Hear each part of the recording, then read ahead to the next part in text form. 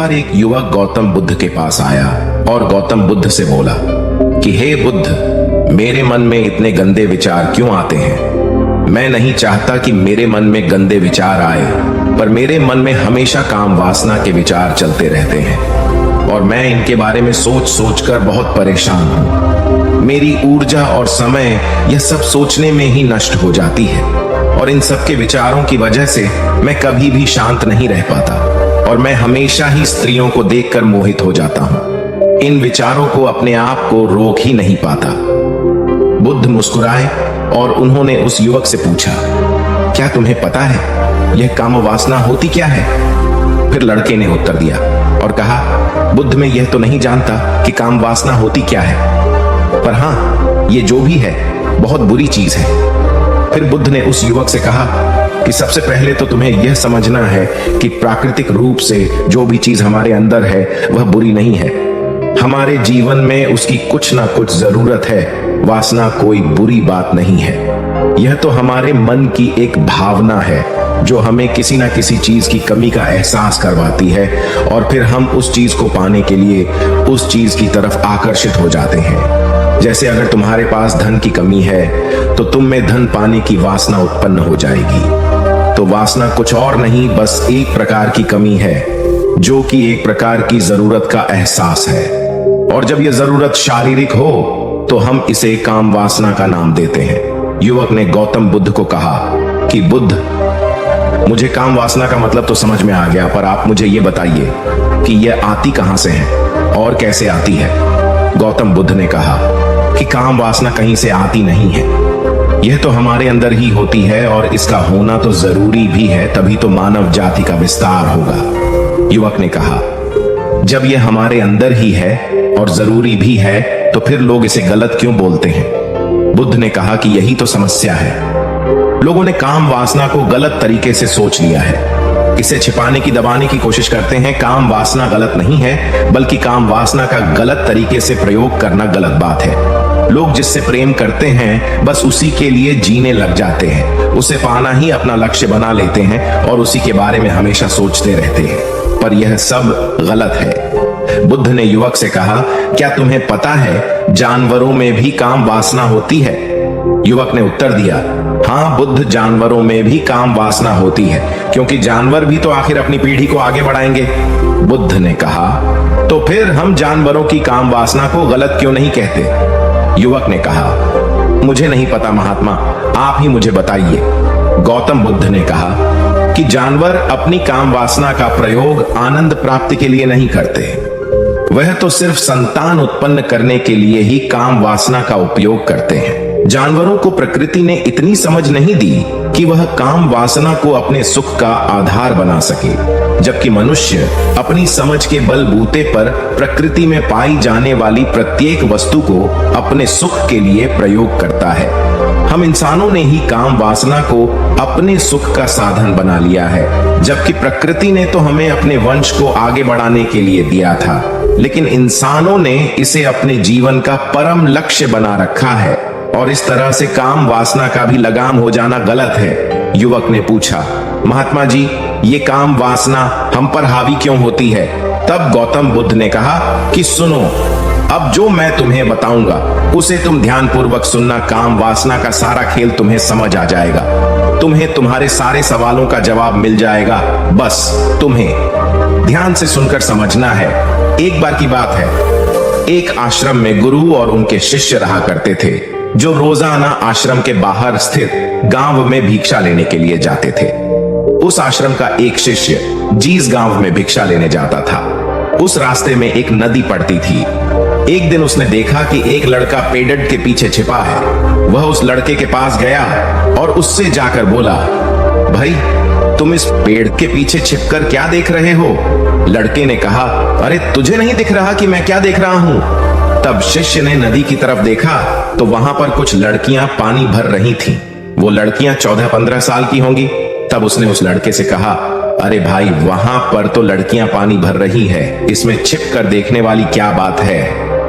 तब वो लड़का शिष्य की तरफ देखकर उससे कहता है, अरे पागल, तुम्हें दिखाई नहीं दे रहा कि कैसे ये परियां नदी से पानी निकाल रही है? जरा उनकी अदाओं को तो देखो, उनके कोमल शरीर को देखो, उनकी पतली कमर को देखो, और उनके बाल उनकी कमर पर कैसे लहरा रहे हैं, मानो सुंदरता बिखरी पड़ी हो। शिष्य ने फिर नदी की तरफ देखा और इस बार वह इससे देखता ही चला गया। उसे किसी भी बात का कोई डर नहीं था, लेकिन अब वो छिपने लगा और उन लड़कियों को देखने लगा। और जब वो छिपकर उन लड़कियों को देख रहा था, तभी वह अचानक अंदर से कांप गया और उसने कहा कि यह मैं क्या कर रहा हूं, मैं जो कर रहा हूं वह सही नहीं है, मुझे यहां से चले जाना चाहिए। और फिर वह जल्दी से वहां से चला गया। वो आश्रम पहुंच जाता है। आश्रम जाकर वो अपने कार्यों में लग गया, लेकिन जो अब भी वह देख कर आया था, वही उसकी आंखों के सामने बार बार आ रहा था। उसके मन में वही दृश्य चल रहा था। उसके मन में वही सब कुछ देखने के लिए लड़ाई हो रही थी। उसका किसी भी काम में मन नहीं लग रहा था। सुबह होते ही वह रोज जल्दी ही भिक्षा के लिए आश्रम से निकल जाता और उस नदी के पास वाले पेड़ के पास जाता, और जहां पर वह लड़का पहले से मौजूद रहता था, उस लड़के के साथ मिलकर लड़कियों को छुप छुप कर देखता था। अब वह रोज ऐसा करने लग गया। यह उसके रोज का काम हो गया। अब उस शिष्य का मन किसी भी काम में नहीं लगता था। वो हमेशा ही किसी ना किसी प्रकार के विचार में उलझा रहता। वो आश्रम के कार्यों को भी ठीक ढंग से नहीं कर रहा था। न वो ठीक से सो पाता था और न वो ठीक से खाना खा पाता था। उसका मन बेचैन सा रहता था। उसका मन बार बार उन लड़कियों के सौंदर्य को देखने के लिए तरसता था। जब गुरु शिक्षा देते तब भी उसका मन कहीं और विचारों में खोया रहता था। गुरु ने अपने शिष्य की इन हरकतों को जान लिया था। तब एक दिन गुरु ने शिष्य को अपने पास बुलाया और कहा कि आज से मैं भी तुम्हारे साथ भिक्षा मांगने चलूंगा। तुम और मैं साथ साथ भिक्षा मांगने चलेंगे। तभी शिष्य गुरु को मना करते हुए बोला, नहीं गुरुदेव, आप परेशान क्यों हो रहे हो? मैं अकेला ही ठीक से भिक्षा मांग सकता हूं। गुरु ने शिष्य से कहा कि ठीक है, तुम अकेले ही भिक्षा मांगने जाओ। शिष्य तुरंत वहां से भिक्षा मांगने के लिए निकल गया। उसके जाने के बाद गुरु भी आश्रम से निकल गए और शिष्य का पीछा करने लगे कि वो कहा जाता है, किससे मिलता है। यह सब देखने के लिए उसके पीछे पीछे चलने लगे। थोड़ी दूर जाने के बाद गुरु ने देखा कि उनका शिष्य एक लड़के के साथ एक पेड़ के पीछे अपराधी की तरह छिपा हुआ है और छिपकर कुछ देख रहा था। गुरु भी अपने शिष्य के पीछे जाकर खड़े हो गए कि आखिर उनका शिष्य क्या देख रहा है, जिसे देखने के लिए वो पेड़ के पीछे अपराधियों की तरह छिपा पड़ा है। गुरु ने देखा कि उनका शिष्य पेड़ के पीछे छुपकर लड़कियों को देख रहा था, जो कि नदी से पानी भर रही थी। तभी गुरु ने शिष्य को कहा कि तुम क्या देख रहे हो? अपने गुरु की आवाज सुनकर वह शिष्य घबरा गया और उसके पसीने छूटने लगे। वह थर थर कांपने लगा, जैसे किसी चोर को चोरी करते समय रंगे हाथों पकड़ लिया हो। उसकी हालत खराब हो गई। वो कुछ भी नहीं बोल रहा था। उसके मुंह से कुछ टूटे फूटे शब्द भी बाहर निकल रहे थे। वो अपने गुरु से नजर भी नहीं मिला पा रहा था। गुरु ने शिष्य की तरफ देखा और कहा कि मेरा शिष्य तो निडर था, उसे तो किसी भी चीज का डर नहीं था, लेकिन यह क्या, तुम तो डर के मारे कांप रहे हो। शिष्य ने गुरु से कहा कि मुझे माफ कर दो गुरुदेव, मेरा इसमें कोई दोष नहीं है। उस लड़के ने मुझे बहका दिया था, लेकिन आपसे मैं वादा करता हूं कि आज के बाद मैं ऐसा कभी दोबारा नहीं करूंगा। मुझे माफ कर दो गुरुदेव। गुरु ने शिष्य से कहा कि कोई बात नहीं, पर इस बात का तुम ध्यान रखना कि हम जैसी संगति करते हैं वैसा ही फल हमें प्राप्त होता है। उसके विचार हमारे अंदर प्रवेश करते हैं, इसीलिए अच्छी संगति करो जिससे तुम्हारे अंदर अच्छे विचारों का प्रवेश हो। फिर गुरु और शिष्य आश्रम लौट आए और फिर से आश्रम के कार्यों पर ध्यान देने लगे। उसने उस रास्ते को छोड़ दिया और दूसरे रास्ते से जाने लगा। वो अपने काम को ध्यान से करता, लेकिन धीरे धीरे उसके अंदर क्रोध उत्पन्न हो गया और फिर वो दूसरों पर क्रोध करने लगा और बेचैन रहने लग गया। अब वो सही समय पर भोजन भी नहीं करता था। वो भोजन भी बहुत कम खाता था। एक रात गुरु शिष्य के पास आए और उसे बोले कि अब तक तुमने कितनी बार अपना वादा तोड़ दिया। यह सुनकर शिष्य अपने गुरु के चरणों में गिर गया और रोने लगा। रोते रोते ही उसने गुरु से कहा कि गुरुदेव, मैं कई बार अपना वादा तोड़ चुका हूं, फिर वादा कर लेता हूं, लेकिन हर बार मैं वादा तोड़ देता हूं। मेरा मन मेरे नियंत्रण में है ही नहीं। मैं बहुत कोशिश करता हूं कि मैं अपने मन से सारे बुरे विचारों को निकाल डालूं, लेकिन मैं चाहकर भी ऐसा नहीं कर पा रहा हूं। फिर गुरु ने शिष्य को कहा कि चलो मेरे साथ। गुरु शिष्य को आश्रम के बगीचे में लेकर गए और शिष्य से कहा कि देखो, यहाँ पर कुछ नालियां बनी हुई है जिससे नदी का पानी इन पौधों तक आ रहा है और यह पानी एक निरंतर भाव से बह रहा है। क्या तुम इस पानी के बहाव को रोक सकते हो? शिष्य ने कहा कि हाँ गुरुदेव, मैं इस बहाव को रोक सकता हूँ। फिर शिष्य ने मिट्टी उठाकर उस नाली में डाल दी। वो पानी थोड़ी देर के लिए रुक गया और फिर थोड़ी देर बाद उस मिट्टी के ऊपर से पानी बह गया। गुरु ने शिष्य से कहा, अरे ये क्या, ये तो पानी रुका ही नहीं। फिर शिष्य ने कुछ कंकड़ पत्थर उठाकर उस नाली में डाल दिए और फिर थोड़ी देर के लिए पानी रुक गया, लेकिन फिर थोड़ी देर बाद ही उन कंकड़ पत्थर के ऊपर से पानी निकल आया।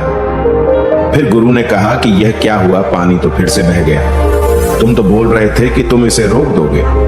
क्या हम किसी काम को रोकना चाहे तो क्या हम उसे रोक नहीं सकते? तब शिष्य ने कहा, कोई बात नहीं गुरुदेव, मैं इस पानी को तो आपको रोक के दिखाऊंगा। वह फिर से एक बड़ा सा पत्थर लेकर आया और उसे नाली पर डाल दिया और पानी रुक गया। तब गुरु से कहा कि देखा गुरुदेव, मैंने कहा था ना कि पानी को मैं रोक दूंगा। मैंने पानी को रोक दिखाया, आपकी बात मैंने पूरी कर दी। गुरु मुस्कुराए और बोले, अच्छा जरा ध्यान से देखो, पानी रुक गया। क्या वो तो पीछे की नाली तोड़कर बाहर आ गया और अगल बगल से बह रहा है, और ध्यान से देखो इस पत्थर को आगे भी आ गया और ये पानी अपना रास्ता बदल कर फिर से आगे की तरफ बह जाएगा। और फिर थोड़ी देर बाद ऐसा ही हुआ। फिर गुरु ने शिष्य को समझाया कि तुम्हारे साथ भी तो ऐसा ही चल रहा है। तुम बार बार प्रयास कर रहे हो, बड़े से बड़ा प्रयास कर रहे हो, पर हर बार तुम्हारा प्रयास टूट रहा है और यह हमेशा टूटता ही रहेगा। तुम कितना भी बड़ा पत्थर रख लो, लेकिन पानी तो अपना रास्ता बना ही लेगा। यह सब देखकर गुरु से कहा कि हे गुरुदेव, क्या कोई तरीका नहीं है जिससे मैं गंदे विचारों से बाहर निकल सकूं और ये मेरे मन में आए ही नहीं? गुरु शिष्य को एक नदी के पास ले गए जहां से उस बगीचे में पानी आ रहा था। गुरु ने शिष्य से कहा, वो पानी इसी नदी से जा रहा है। अगर हम यहीं से उस रास्ते को बंद कर दें जहां से पानी बगीचे में जा रहा है, अब क्या हम पानी को रोक नहीं सकते? शिष्य ने कहा कि हाँ गुरुदेव, अवश्य ऐसा हो सकता है। मैं इस पानी को यहीं से बंद कर देता हूं, तब आगे की नाली में पानी जाएगा ही नहीं और फिर बगीचे में पानी जाएगा ही नहीं। फिर से नदी से जाने वाले रास्ते को बहुत मेहनत करके पत्थर और मिट्टी डाल डालकर बंद कर दिया और गुरु से कहा कि गुरुदेव, मैंने पानी को बंद कर दिया है, अब यह पानी बगीचे में जाएगा ही नहीं। तब गुरु ने कहा कि अगर पानी बगीचे में नहीं जाएगा तो पेड़ पौधों को पानी कहां से मिलेगा? उन पेड़ पौधों को तो पानी की आवश्यकता है और उन पेड़ पौधों में कुछ पेड़ पौधे तो ऐसे हैं जिनको रोज पानी की आवश्यकता है। वह तो मुरझाकर मर ही जाएंगे, उनका क्या होगा? पानी तो हमें खोलना ही होगा। शिष्य ने गुरु की बात सुनकर वापस नदी से जाने वाले पानी का रास्ता खोल दिया। तब गुरु ने शिष्य से पूछा कि अगर हम इस नदी के पूरे पानी को बगीचे की तरफ मोड़ दे तो क्या होगा? तब शिष्य ने जवाब दिया कि गुरुदेव, वहां पर जितने भी पेड़ पौधे हैं वो गलकर नष्ट हो जाएंगे, वहां पर कुछ नहीं बचेगा। फिर गुरु मुस्कुराए और बोले, तुम इस बात को समझो कि हमें किसी भी चीज को रोकना नहीं है, बस हमें हमेशा संतुलन बनाए रखना है। कम पानी से भी पौधे नष्ट होते हैं और ज्यादा पानी से भी पौधे नष्ट होते हैं। हमारा जीवन संतुलन से ही चलता है। गुरु ने शिष्य से कहा कि अगर मैं तुम्हें कहूं कि तुम आम के बारे में मत सोचो तो तुम्हारे मन में सबसे पहले किसका चित्र आएगा? शिष्य ने कहा कि गुरुदेव, मेरे मन में तो पहला चित्र आम का ही आएगा। गुरु ने कहा कि जब हम गंदे विचारों को जबरदस्ती रोकने का प्रयास करते हैं तो वह और मजबूती के साथ हमारे अंदर प्रवेश करते हैं और ज्यादा हमारे अंदर उठते हैं। इसीलिए हमें उन्हें कभी भी दबाने की कोशिश नहीं करनी चाहिए। फिर गुरु ने शिष्य को जाते हुए कहा कि हमारे गंदे विचार बुरे लोगों की संगति करने की वजह से भी आते हैं। कई बार क्या होता है कि कामुकता हमारे अंदर होती नहीं है, लेकिन कुछ अश्लील लोगों के साथ रहने की वजह से यह हमारे अंदर हावी हो जाती है। फिर शिष्य ने कहा कि गुरुदेव, आप सही कह रहे हैं, मैं अपने मार्ग से भटक गया था। फिर वो शिष्य उस रात बहुत ही चैन की नींद सोया। सुबह अपने कार्यों को पूरे मन से किया और फिर सुबह वो भिक्षा लेने के लिए उसी रास्ते से गया जहां वह लड़का आज भी पेड़ के पीछे छुपकर उन लड़कियों को देख रहा था। वो शिष्य नदी पर गया जहां वह लड़कियां पानी भर रही थीं। उसने उन लड़कियों से पानी मांगा।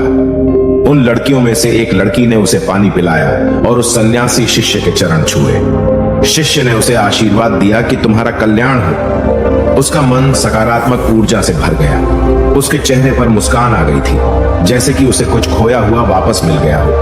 वह वापस अपने रास्ते से जाने लगा। तभी पीछे से वह लड़का आ गया जो पेड़ के पीछे छुपा हुआ था। वह शिष्य के पास आया और बोला कि क्या बात है, आज तो तुमने नजदीक से दर्शन कर लिए, तुम तो मुझसे भी आगे निकले।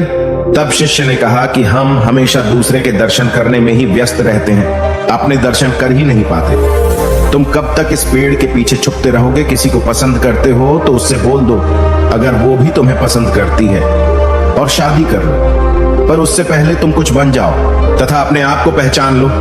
ऐसे अपना समय बर्बाद मत करो। फिर वह लड़का रोज उससे मिलने लगा और उस लड़के ने नदी पर जाना छोड़ दिया। और फिर वो लड़का अपने जीवन में कुछ बनने के लिए संघर्ष करने लगा। तो तुमने देखा संगति का असर क्या होता है। अपनी संगति बदलो, अपने विचार बदलो। बुद्ध ने युवक से पूछा कि क्या तुम्हें तुम्हारे सारे सवालों का जवाब मिल गया? तब युवक ने कहा कि हाँ महात्मा जी, आपका बहुत बहुत धन्यवाद। तब गौतम बुद्ध ने युवक से कहा कि जब तुम्हारे मन में गंदे विचार आए तब आप अपने आप को दोषी मत मानो। यह शरीर है और यह सब इसमें हजारों वर्षों से सीखा है। यह केवल तुम्हारे सोच लेने से, शपथ लेने से यह टूटने वाला नहीं है, लेकिन तुम्हारे पास वो शक्ति है और वो ऊर्जा है जिसका तुम्हें संतुलन बनाए रखने के लिए उपयोग करना है। तुम एक जीवित ऊर्जा हो जो कुछ भी अनुभव करने के लिए स्वतंत्र हो, जो कुछ निर्माण करने के लिए स्वतंत्र है। इसीलिए तुम अपने आप को पहचानो। दोस्तों, आपको यह कहानी कैसी लगी हमें कमेंट करके जरूर बताना और ऐसी ही और कहानियों के लिए सब्सक्राइब का बटन जरूर से दबा देना।